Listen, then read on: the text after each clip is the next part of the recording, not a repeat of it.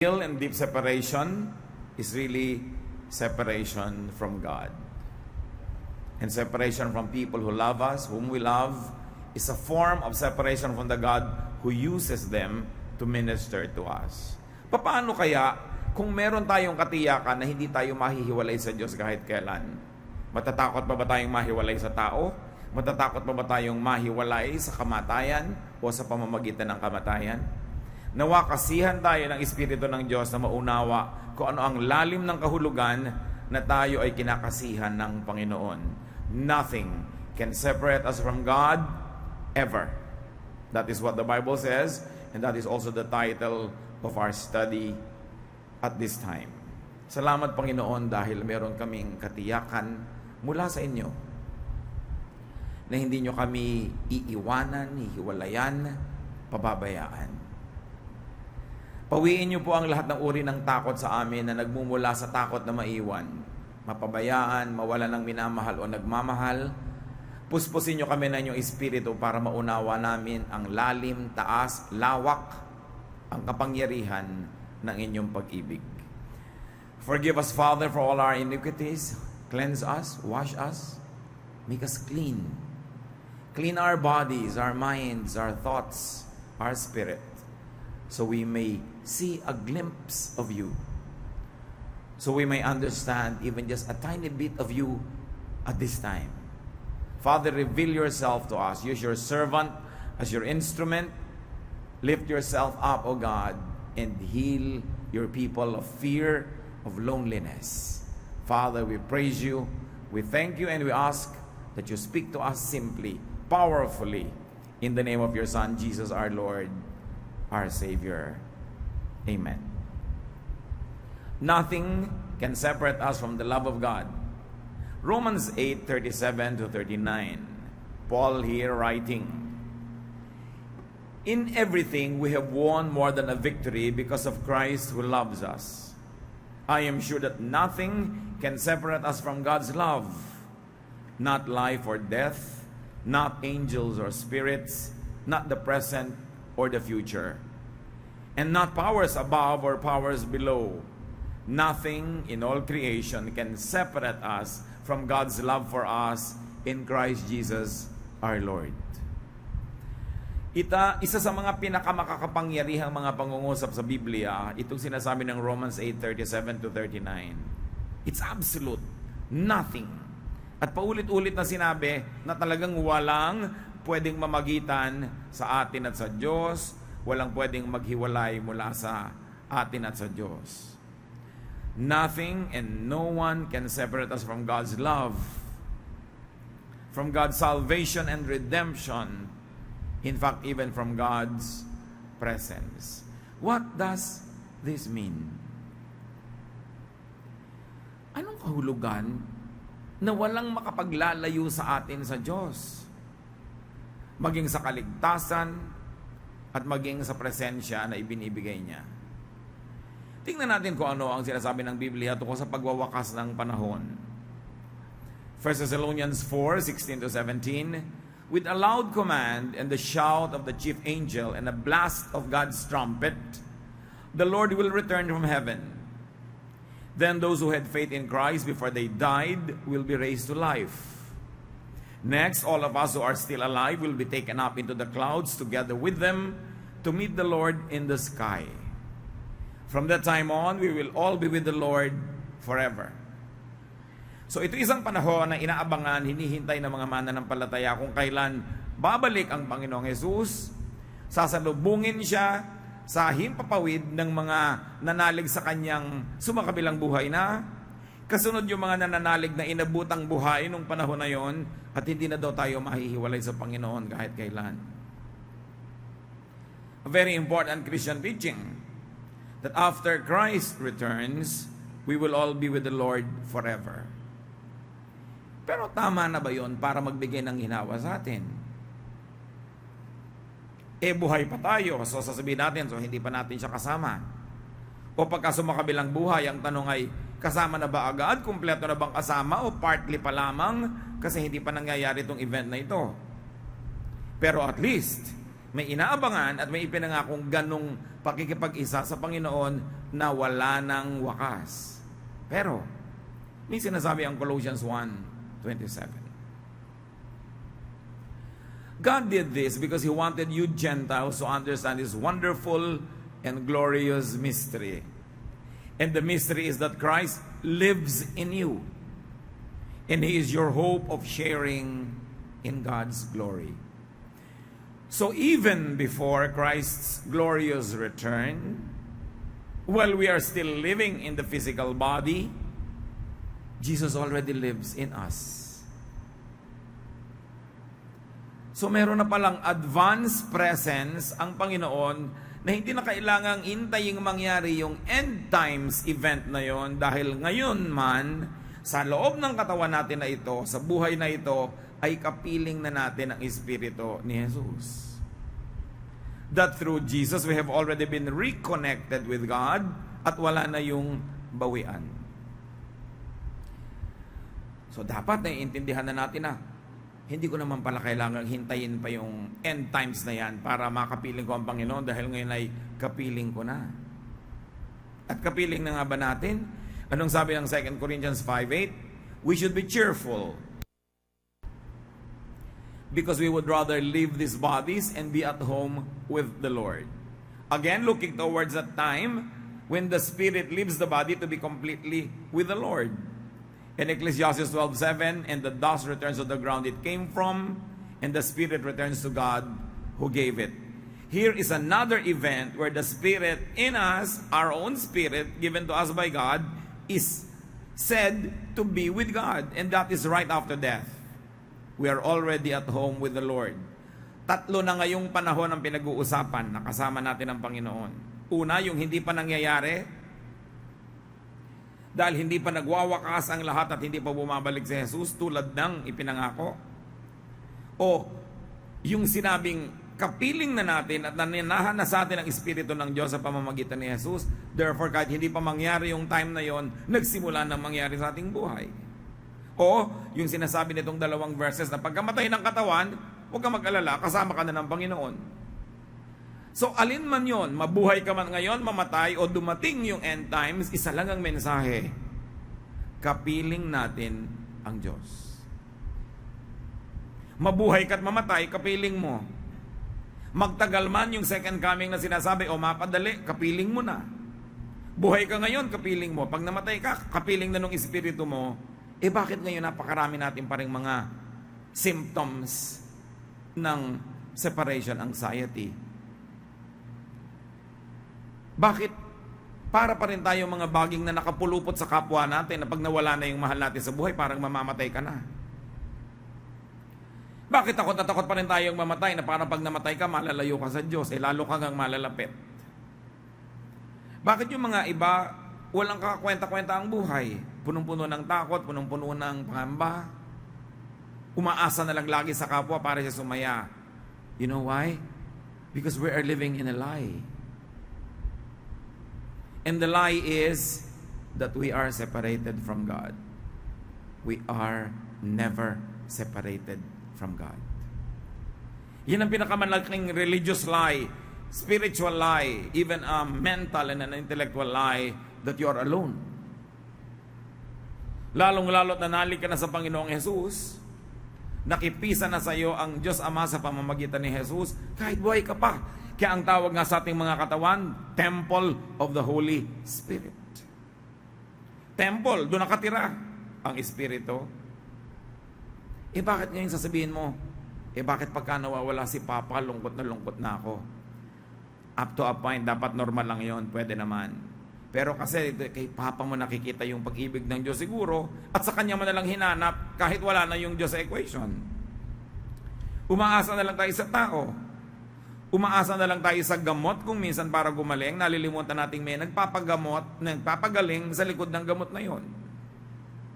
Umaasa ka na lang sa pera para sa ginhawa, nalilimutan nating merong tunay na nagpapaginhawa at isa lang sa mga instrumento niya yung pera na pwede ka naman paligayahin ng Diyos na yon na nagpapaginhawa kahit ibang instrumento ang gamitin niya, kahit hindi cash. Pinapalitan kasi natin ang Diyos ng iba't ibang kapalit sa buhay natin. At yung kapalit na yun, napagkakamala natin na yun na ang presensya ng Diyos sa ating buhay, at pag nawala, para tayo ngayong ulila, para tayong api, para tayong walang pag-asa. Lahat ng taong kinagigiliwan ninyo, natutuwa kayo sa Kanya, minamahal kayo, sinusuportahan, instrumento lang siya ng Diyos. Dahil ang tunay na nagmamahal sa atin ay ang Diyos. At gumagamit siya ng mga kasangkapan. So, appreciate natin, mahalin yung mga kasangkapan, pero huwag lilimutin na sa likod ng kasangkapan na yon, nandun ang tunay na Diyos, buhay, nagmamahal sa atin, concerned. At hindi tayo mawawalay sa Diyos na yon, anuman ang mangyari. Kung ganon, there is no big and no urgent need for Christ's glorious return. Para naman yung mga iba, hindi na matutuloy ang buhay pag hindi nag-second coming agad. Parang gusto laging i-fast forward yung future, samantalang ngayon pa lang kasama mo na ang Panginoon kung papansinin lang natin. Kung bibigyan natin ng puwang sa ating pag-iisip, sa pagbibigay ng halaga in the interpretation of all the things around us and in appreciation of everything that we enjoy, we must never leave God out of the equation. We must never forget that it is God who embraces us, who loves us, who provides for us through people, through things, through events. So why worry? Why fear? Sariwain natin ang Romans 8. Sabi, in everything we have won more than a victory because of Christ who loves us. It's more than a victory. Christ's love make us more than winners. At ito yung walang exaggeration that everybody wins. Because God loves you and God loves me and God loves all of us. At sabi, I am sure that nothing can separate us from God's love, not life or death. So, not what could be done in life can separate you from God. Ito dapat nating unawain. Yung iba pag nagkasala, dapat naman talaga you feel bad. But not to the point that you feel abandoned by God.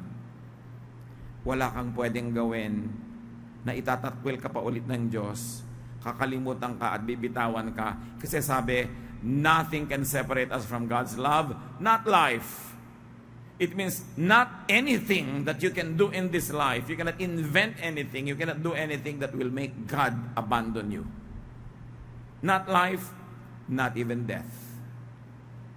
So stop being overly afraid or guilty. Stop being overly eager to perform before God so that you don't lose God's love. You can never lose God's love. There is nothing that you can do to lose it. Why? Because there is nothing you did to win it. God gave to you that love. Only God can take it back. And He said, I won't take it back. Wala tayong ginawa to deserve God's love. Therefore, wala kang pwedeng magawa to undeserve it. It is freely given by God on God's own will. Therefore, it is in God's hands, not in yours. Not in your performance. Not in your righteous acts. Not in your sins. There is nothing you can do that can change your status as God's beloved. What changes is not your status. When we commit sin, when we live in hard-headedness, what changes is the joy of our spirit. Kaya ang sabi ni David, return to me the joy of my salvation. Matapos siyang magkasala, hindi niya sinabing, return to me my salvation.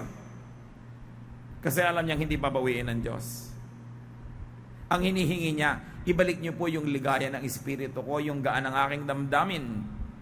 Siyempre, kung may nawawala man, yung mga extra blessings, yung mga perks, parang tayo mga anak, mga magulang natin, pag nagkasala tayo, kahit kailan, anak ka pa rin. Kaya lang kumisa, nawawalan ka ng mana, nawawalan ka ng allowance, nawawalan ka ng mga pribileyo, pero anak ka pa rin.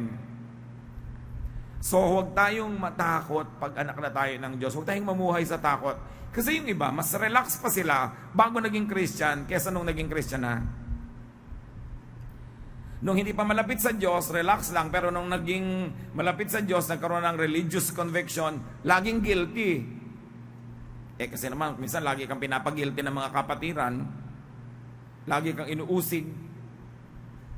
Hindi ito lisensya, mga kapatid, para tumigil gumawa ng mabuti o kaya ipatuloy gumawa ng mali. Pero dapat nating appreciatein yung katotohanan na wala kang pwedeng imbentuhing magagawa mo sa buhay na lalagot sa relasyon mo sa Diyos. Kasi hindi naman ikaw ang nagbuhol nun Siya. It is so beautiful. It is so profound. Na kung ating mauunawa na wala nang makakapaghiwalay sa atin sa pag-ibig ng Diyos, ang magiging epekto, napakapayapa ng iyong loob, hindi ka madaling mauga, makalog, maligalig, magiging maibigin ka, at lalo mong kakamuhian ng kasalanan.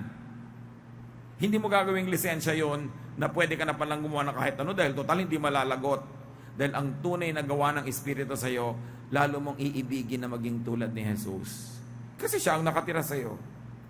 Lalo mong iibigin na sundin ang kalooban ng Diyos. Hindi para sa premyo o hindi dahil sa palo, kundi dahil yun ka na. Godly ka na, natural na lang sa iyong maging godly. Walang effort. At magiging mapayapa. Hindi tayo matatakot. To the extreme, and it is our prayer and desire, pati ang mga phobia at mga takot natin dapat mawala. Kasi kasama mo naman ang Diyos. Di ba kung minsan nakakatakot mapasok sa CT scan? Kasi claustrophobic. Kaya kailangan hawak-hawak mo pa yung kamay ng mahal mo sa buhay habang nado ka sa loob to assure na hindi ka nag-iisa. Kaya nga iba natatakot na malagay sa ataol o malagay sa nicho o malubog sa ilalim ng lupa. Ang totoo, malubog ka man doon, kasama mo rin naman talaga yung Diyos. Pero ang totoo, hindi ka naman lulubog, yung katawan mo lang dahil yung espiritu mo umalis na. When we realize what it means that we are one with the Spirit of God and that Spirit leaves the body as the body dies, much of the fear of death will be removed from our system. And then we can focus on godliness, on doing good, on being like Jesus, instead of being encumbered by fear. Stop being afraid and overly guilty. Stop being scared and worried. And not even what could happen after death can separate you from God. Kaya sabi sa Bible, where, O death, is your sting? Sabi, nasan ang power mo, kamatayan? Nasan ang kamandag mo? Kung pagkamatay naman ay sasama na ako sa Diyos, anong ipapanakot mo sa akin? Hindi naman natin iniibig mamatay, pero kung talagang hindi na maiwasan at haya na, lumuluwag sa ating damdamin na matanggap yon dahil total, lilipat lang tayo ng ibang form. Pupunta tayo sa Panginoon o yung mahal natin sa buhay, lumuluwag sa dibdib nating pakawalan at ipa sa Diyos. At sabi, not angels or spirits can separate you from the love of God. So no one under heaven, no one in creation, bad or good, physical or spiritual, can separate you from God. Kahit mga masasamang espiritu, kahit mga anghel, wala silang magagawa kasi ang Diyos mismo ang may hawak ng katiyakan ng presensya niya sa ating buhay. At sabi ng Romans, not the present or the future. Never in time. It is timeless. And not powers above or powers below. So walang makagagalaw ng security ng ating kaligtasan sa Panginoon. Walang makakapagpakupas ng lakas ng presensya niya sa ating buhay. Sasabihin ng iba, bakit po parang sa buhay ko parang wala yata ang Diyos? O MWF lang yata na nandun, paminsan-minsan lang. Hindi yun totoo, it's a lie. Pero yun ang nararamdaman mo kasi siguro ganun ang kalooban mo sa Diyos, ikaw tong malayo. So parang ang layo-layo ng Diyos sa akin, magdahan-dahan ka na pagsasalita, ikaw ang lumalayo. Na ang totoo, kahit anong pagsisikap mong lumayo, di ka nun makakalayo. Sabi sa Bible, where can I go from your glory? Kung umakyat ako sa mga langit, nandun ka. Kung sumisid ako sa mga dagat, nandun ka. Kahit languyin ko ang karagatan at makarating ako sa kabilang pangpang, nandun ka pa rin. Kasi kailan ako at saan ako pwedeng magtago mula sa iyo? Wala. No power can and will change your secure position. Huwag padaya sa guni-guni. Huwag padaya sa imahinasyon. Huwag padaya sa emosyon.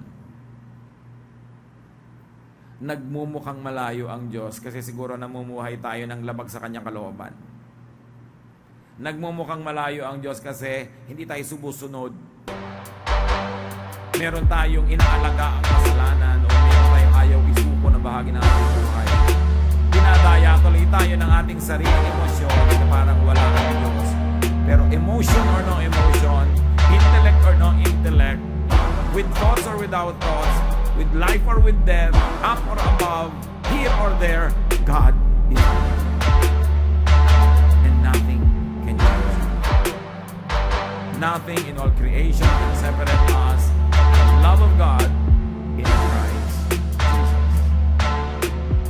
Jesus. Understand it, Lord. And do not ever fear separation from God again, because that will never happen. Minimize, if you can totally eliminate fear of separation from people. Behind every person you love, tingnan nyo, nandun ang Diyos na gumagamit sa Kanya. Behind every person who cares for you, that there is God who cares through that person. Therefore, with or without that person, God will remain there caring for you. Pagkapat huwag naman nating baliwalayan yung mga instruments ng Diyos. Kahit yung Diyos sa likod nila ang tunay nating ina-appreciate. Mayroon pa magpe-pray, Lord, salamat po at ginamit mo ang sister na to na instrument para bigyan mo ako. Pero kahit wala naman siya, bibigyan nyo naman po ako. Parang binabaliwala mo naman yung tao na nagpapagamit sa Diyos para maging instrumento to love you. Pahalagahan natin, pero hindi sobra to the point that we become so person-centered that we forget to be God-centered. Don't only know, don't only understand what it means that God will never leave you or forsake you. Enjoy it. Kaya sabi, even though I walk through the valley of the shadow of death, I will fear no evil, for you are with me. Dumadaan ka man sa oras ng kahirapan, huwag kang matakot, kasama mo ang Diyos. Alam niya ang iyong kalagayan. Dumadaan ka man sa hirap ng loob, hirap ng katawan, sa masisikip na mga kalagayan sa buhay na parang wala ka ng lusot, kasama mo ang Diyos. Huwag magpalito sa emosyon. Manahimik, dinggin ang tinig ng Diyos na lagi nang kumakausap sa atin, hindi lang natin laging dinidinig. At magkaroon tayo ng kapayapaan. Kahit ikaw, hindi mo kayang ihiwalay ang sarili mo sa Diyos, sino pa kaya ang pwedeng gumawa nun? Live securely.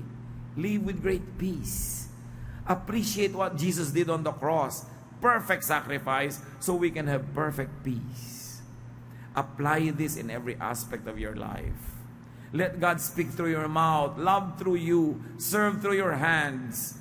Let God go to places through your feet and care for people, because you are the temple of the Holy Spirit. Huwag yung hayaan na makitira si Satan doon, parang time sharing. Huwag siya mag-squat doon. Let the temple be dedicated to God. And the more you dedicate this temple to God's presence, the more you will not only enjoy it spiritually, but you will also feel it.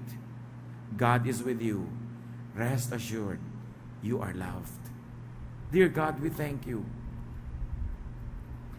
Salamat po sa katunayan na lahat ng aming seguridad ay nasa kamay nyo. Wala sa kamay namin, wala sa kamay na aming kapwa. Hindi pwedeng agawin ng anghelman o ng demonyo. Hindi pwedeng agawin ng kahapon, ngayon o bukas, because it is in your hands. Ipaalala nyo sa amin, lalo sa mga panahon kami nagdududa, natatakot, nangangamba. Teach us to rely on you and teach us to enjoy our relationship with you and with one another in peace.